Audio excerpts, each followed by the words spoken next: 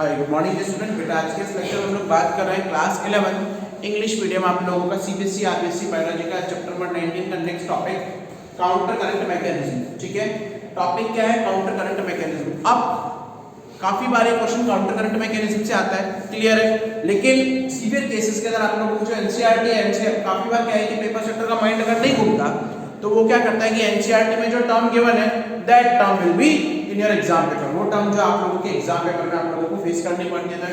आप लोगों के जो एनसीईआरटी में नेम गिवन है, आप लोगों की बुक में जो गिवन है that is concentration of filtrate या कंसंट्रेशन ऑफ यूरिन। ठीक है, कंसंट्रेशन ऑफ फिल्ट्रेट या फिर कंसंट्रेशन ऑफ यूरिन। कोई भी टॉपिक हो, कोई भी नाम हो, कोई दिक्कत नहीं है। हम लोगों को मैकेनिज्म पढ़नी है, हम लोगों को पूरा का पूरा प्रोपेगेंडा पढ़ना है कि वो किस प्रोपेगेंडा के ऊपर पूरा का पूरा मैकेनिज्म फ्लो कर रहा है। सुनिएगा मेरी बात। कंसंट्रेशन वर्ड किससे निकला? कंसंट्रेट क्या होता है? कंसंट्रेट। थोड़ा सा हम लोग बात करते हैं केमिस्ट्री की।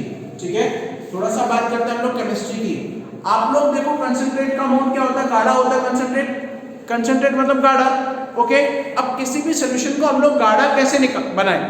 किसी भी सॉल्यूशन को हम लोग गाढ़ा कैसे बनाएं? कंसंट्रेट कैसे बनाएं? तो कंसंट्रेट बनाने के लिए आप क्या कर दो? उसमें से वाटर को रिमूव कर दो। मेन आइडिया नंबर 1, सीधा सिंपल फार्मूला है केमिस्ट्री का, जिससे आप लोग वाटर को रिमूव कर दो।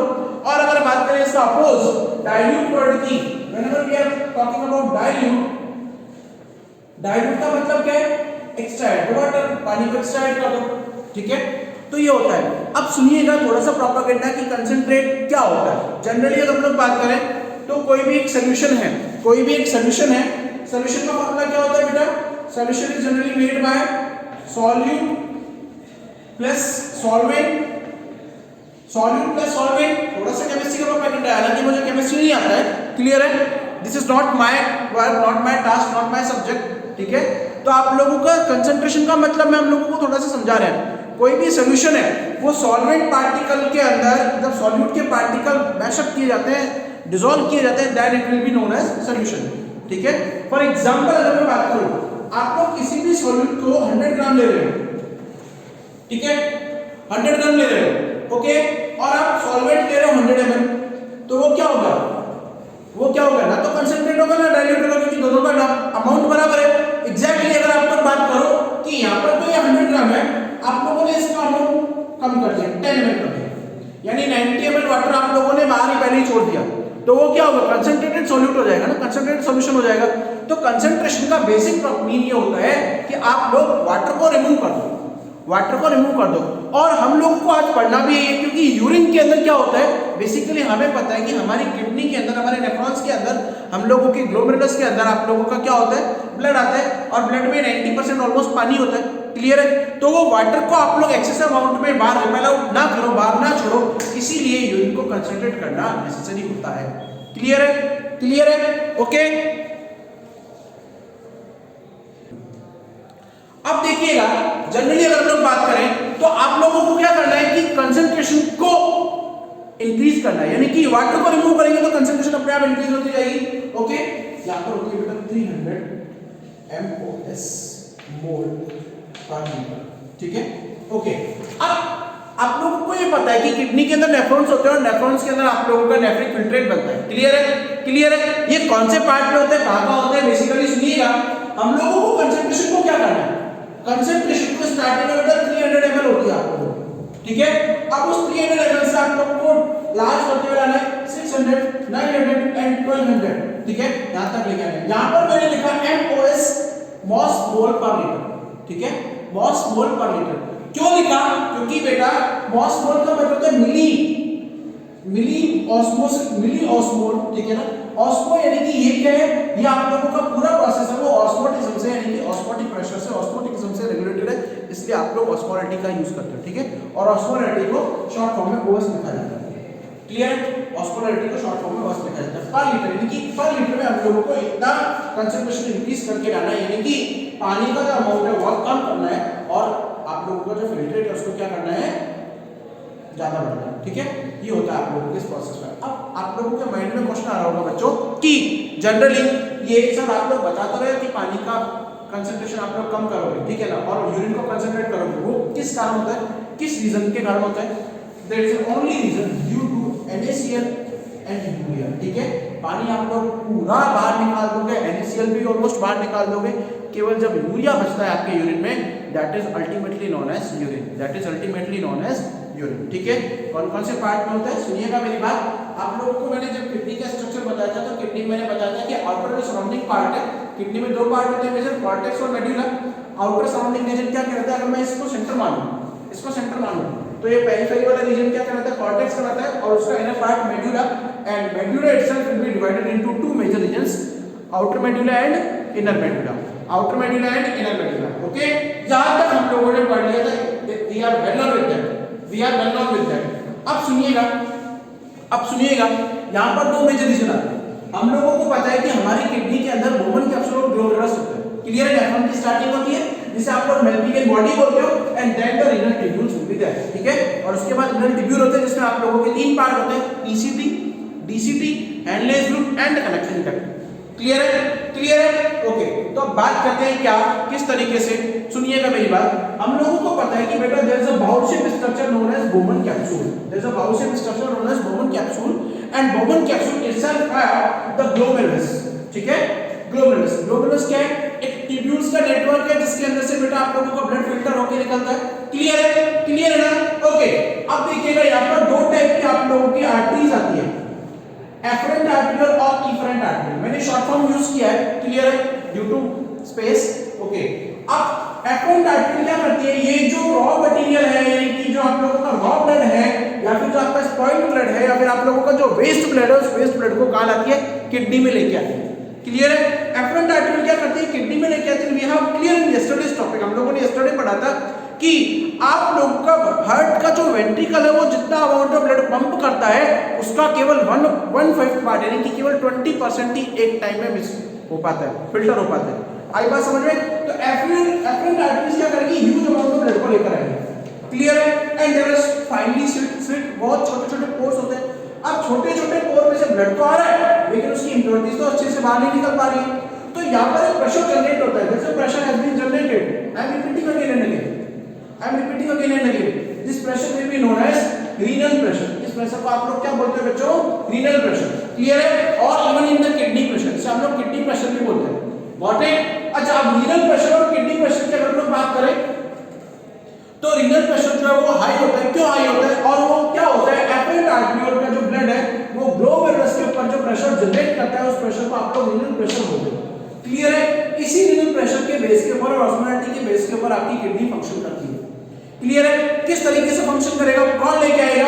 अच्छा, हमें पता है कि बोमन कैप्सूल से आप लोगों का जो रीनल ट्यूब्यूल है वो जुड़ा हुआ रहता है। फर्स्ट पार्ट होता है दैट इज पीसीटी जुड़ा हुआ है। क्लियर है, and second one is that Henle's loop, that is hairpin loop like structure, Henle's loop, and Henle's loop itself have two major part, that is descending arm, और ये क्या होती है बेटा, असेंडिंग आर्म। ठीक है, descending loop and ascending loop. Got it, same as usual आप लोगों का जो वासा रेक्टा होता है, वासा रेक्टा में भी आप लोगों की डिसेंडिंग और असेंडिंग लूप होती है। सुनिएगा मेरी बात, यहां पर आप लोगों को डिसेंडिंग आर्म इस तरीके से दिखाई देगी, वासा रेक्टा में बेटा डिसेंडिंग आर्म ये बनेगी, यानी जो ऊपर से नीचे लेके आएगा।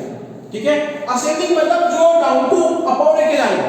गॉट इट, असेंडिंग आर्म क्या है, जो डाउन टू अपर लेके जा रही है। अब मेजर फंक्शन क्या है, हम लोगों को पता था कि हम यूरिन को कंसंट्रेट करेंगे, किसके कारण कंसंट्रेट होता है, ड्यू टू NaCl के रिमूवल और यूरिया के रिमूवल के कारण। जैसे आप लोगों का यहां से फिल्ट्रेट निकला, फिल्ट्रेट मतलब जो वेस्ट, जो रॉ मटेरियल यानी कि जो गंदगी थी वो निकली, that filtrate will be known as nephric filtrate. इस फिल्ट्रेट को हम लोग नेफ्रिक फिल्ट्रेट बोलते हैं। We have clear in yesterday, हम लोगों ने कल पढ़ लिया था कि इस फिल्ट्रेट को आप लोग क्या बोलते हो बच्चों, नेफ्रिक फिल्ट्रेट, यानी किडनी से जो अशुद्धि निकलती है उसे आप लोग क्या बोलते हो, नेफ्रिक फिल्ट्रेट बोलते हो। ठीक है, अब जो ये नेफ्रिक फिल्ट्रेट निकला, देन क्या होगा, ये नेफ्रिक फिल्ट्रेट पीसीटी के थ्रू मूव करता हुआ आप लोगों का हैंडलेस लूप में आएगा। ठीक है, हैंडलेस लूप में आएगा। हैंडलेस लूप में आने के बाद क्या होता है, हैंडलेस लूप में जैसे ही आएगा तो असेंडिंग डिसेंडिंग आर्म को है वो उसे डायरेक्टली पास कर देगा, ओके। अब देयर इज स्ट्रक्चरल डेविएशंस होते हैं असेंडिंग और डिसेंडिंग के अंदर। देखो यहाँ पर ये बिल्कुल स्ट्रेट निकलती हुई आ रही है, लेकिन असेंडिंग के अंदर क्या है कि यहाँ पर तो नैरो स्पेक्ट्रम है, यहाँ पर ब्रॉड। तो जो ब्रॉड पार्ट होता है, जो ब्रॉड पार्ट है वहां से जो आप लोगों के NaCl है, सोडियम क्लोराइड है, that is moved into the lumen, यानी कि ये जो दोनों पार्ट के बीच का, दोनों का बीच का हिस्सा है, that is known as lumen, ठीक है। जो NaCl है वो ल्यूमेन के अंदर आते हैं with the help of active transport, with the help of active transport, ठीक है, एक्टिव ट्रांसपोर्ट के थ्रू आता है, ओके। अब ये NaCl यहां पर इधर से ल्यूमेन में आया, same as usual, same as usual. अगर हम लोग वाटर एक्टा की बात करें तो ये ल्यूमेन से मूव करता हुआ वाटर एक्टा में जाता है। अगर इन आइदर केस, अगर आइदर इन केस बेसिकली तो यहाँ पर आपके NaCl जो है वो कंसंट्रेट होकर बाहर निकाल जाता है, उसको बाहर निकाल दिया जाता है, ठीक है। आइदर इन केस अगर वो वाटर एक्टा में पहुंचा, प्योर ब्लड के अंदर पहुंचा, हमें पता है वाटर एक्टा जो है वो इफेक्ट आर्टिकल से प्योर ब्लड लेके जाती है, ठीक है, बॉडी में लेके जाती है। अगर उसमें ट्रेस अमाउंट में NaCl निकलता है तो उस NaCl को बेटा उसका भी जो असेंडिंग लूप है वो बाहर ल्यूमेन में छोड़ देता है, ठीक है। तो NaCl जो ल्यूमेन में आया, अब यहाँ पर NaCl की कंसंट्रेशन डाउन थी, यहाँ पर है NaCl को बाहर निकाल दिया, दैट मींस आपका जो सॉल्यूशन है, जो आपका फिल्ट्रेट है वो कंसंट्रेटेड हो गया, फिल्ट्रेट है वो कंसंट्रेटेड हो गया, यानी यहाँ पर 300 था, 400, 500, 600, 700, 800 और 900 तक पहुंच जाता है, ठीक है। अब 1200 कैसे पहुंचेगा, 1200 कैसे पहुंचेगा, जैसे असेंडिंग आर्म से आप लोगों का NaCl रिमूव हुआ, देन H2O जो है वो कलेक्टिंग डक्ट के अंदर जाकर रिमूव हो जाता है, ठीक है। H2O जो है बच्चों वो कलेक्टिंग डक्ट, और H2O को रिमूव करने के लिए बेटा पैसिव फ्लो की रिक्वायरमेंट होती है, पैसिव ट्रांसपोर्टेशन की कोई भी एनर्जी की रिक्वायरमेंट नहीं होती है। विदाउट एनी एनर्जी क्या है आप लोगों का H2O का मॉलिक्यूल जो है वो ट्रांसफर हो जाता है, क्लियर है। अब ये H2O जो है रिटायर हुआ, then urea will be concentrated, urea जो कंसंट्रेटेड में जाता है और इसकी जो कंसंट्रेटेड है वो 1200 ml पर ऑस्मोलरिटी तक पहुंच जाती है, क्लियर है। It is completed with the topic that is counter current mechanism.